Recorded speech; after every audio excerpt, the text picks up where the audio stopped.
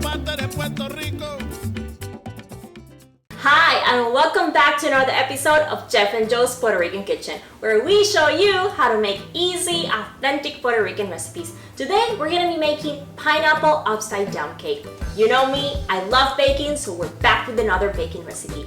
Growing up in Puerto Rico in the 80s, this was one of the most popular homemade cake recipes. And me, loving how to bake, loving the kitchen, this is one of the first things I learned how to make with my mom in the kitchen. So, it's gonna be super easy, guys. As the name suggests, pineapple upside down cake. We start with that topping on the bottom. So, you'll need 3/4 cups of brown sugar, some maraschino cherries, probably about 15, one kind of pineapple slices. Now, you can use fresh pineapple if you want. I prefer the can, just purely aesthetic. It's just so perfectly round. The other thing is I drain the juice out of the can and then I patted it dry with a paper towel because I want to reduce the amount of liquid that's gonna be sitting in the bottom. For the cake, we're gonna need 8 tablespoons of unsalted butter, 3/4 cups of granulated sugar, 1.5 cups of cake flour. Now, I've used cake flour before in the channel and sometimes I get some questions. Cake flour is a lower protein flour, so it just kind of creates a better consistency for your cake. It's not the presto that a lot of people use in Puerto Rico, that's self-rising flour. The cake flour usually comes in a box in the baking aisle and it will specifically say cake flour in the box.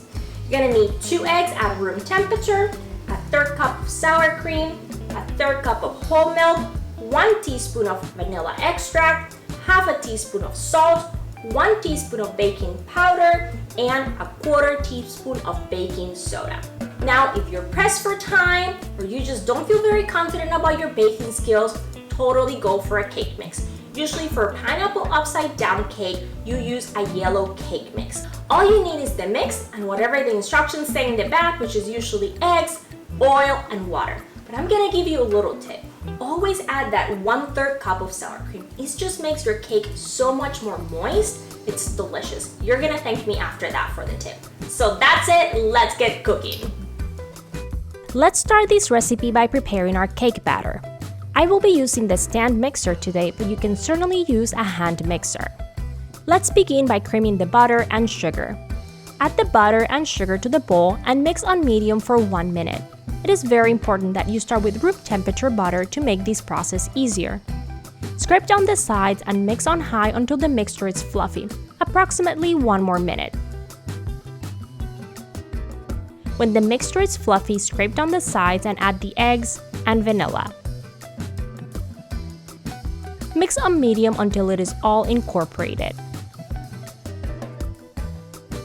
Scrape down the sides as necessary.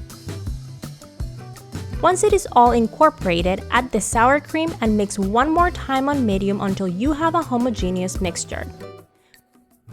With the mixture ready, let's add the dry ingredients. Add the baking soda, baking powder, salt, and flour to the bowl and mix on low for about 15 seconds. While the mixture is still running on low, add the milk to the bowl and continue mixing on low until it is all incorporated. Be careful not to overmix. Once you get a uniform mixture, turn off the mixer and set it aside. Once the cake batter is ready, let's preheat the oven to 350 degrees Fahrenheit. While the oven is heating up, let's prepare the topping. We will start by preparing the pineapple. Set aside 1 pineapple slice whole and cut the rest of the slices in half. Now we're ready to prepare the cake pan. We're using a 9-inch cake pan that is 2 inches high. Add the brown sugar to the pan and using your hands, press down to create an even layer on the bottom. Make sure that the sugar extends all the way to the edge of the pan. With your sugar layer ready, let's add the pineapple. Start by placing the whole pineapple slice in the middle of the pan. Then place half slices around it at a small angle, as if you were drawing rays of sun around the whole slice of pineapple. I used 9 half slices on the bottom of the pan. Take the remaining pineapple slices and place them around the sides of the pan. With your pineapple in place, let's move on to the cherries. Add cherries around the pan. You can add more or less depending on how much you like them. I usually add a cherry in the middle of each pineapple slice or half slice. You can also add cherries on the sides of the pan. To do that, squish the cherries and then press it down on the sides of the pan. With your topping ready, pour the cake batter into the pan and spread it around. I recommend using a small offset spatula to create an even layer. This helps ensure a more straight cake top when you bake it.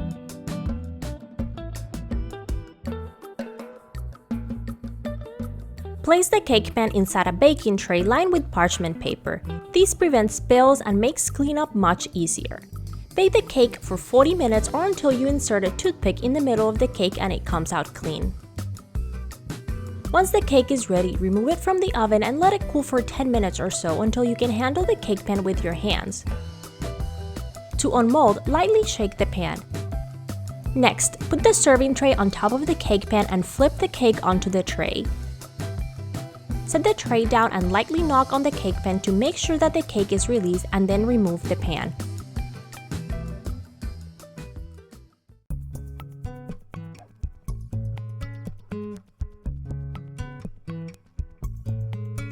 Well, we have a beautiful pineapple upside down cake. Let's add a little piece for myself. Give it a try. Looks delicious. So good. The cake has a great consistency. It's soft and fluffy, but it still holds together. You don't want a cake that it's too light, so it won't be, because then it won't be able to hold the pineapple and all that cherries and sugar on top.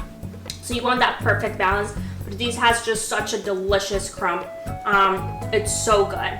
This is a super easy recipe for me. It just brings me so many wonderful memories of growing up, being in the kitchen with my mom and making these and being able to share, food with people. And that's still one of the biggest joys in my life, is to share food with people. And that's why we love sharing food with you. So please like this video. Please subscribe to our channel if you haven't done that. Check out our blog, jeffandjoepr.com, and sign up also there for our mailing list. We have lots of great content coming out that way too. Check out us on Facebook and Instagram, and we'll see you again next week for another episode of Jeff and Joe's Puerto Rican Kitchen.